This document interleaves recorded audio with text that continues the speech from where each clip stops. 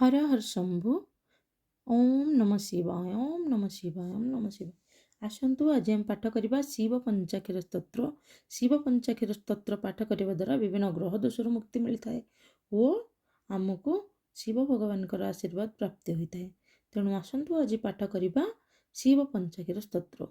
नागेन्द्र हाराय त्रिलोचनाय भस्मंगरागाय महेश्वराय नित्याय सुधाय दिगंबराय तस्मै नकाराय नमः शिवाय मंदाकिनी सलिलचंदन चर्चिताय नंदीश्वर प्रमथनाथ महेश्वराय मंदर पुष्प बहुपुष्प सुपूजिताय तस्मै मकाराय नमः शिवाय शिवाय गौरीवंदना भजवृंद सूर्याय दक्ष धरनाशकाय श्रीनीलकंठाय वृषध्वजाय तस्मै शिकाराय नमः शिवाय वसिष्ठकुम्भोद्भव गोतर्माय मुनीन्द्र देवार्चितशेखराय चन्द्राक वैश्वानरलोचनाय तस्मै बकाराय नमः शिवाय यक्षस्वरूपाय जटाधराय पिनाकहस्ताय सनातनाय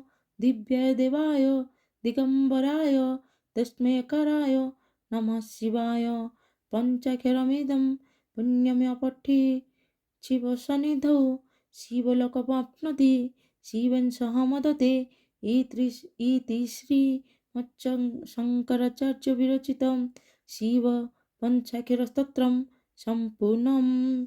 ओम नमः शिवाय। आपण कमेंट रे ओम नमः शिवाय लिखि दियंतु। जय जगन्नाथ। ओम नमः शिवाय, ओम नमः शिवाय, ओम नमः शिवाय।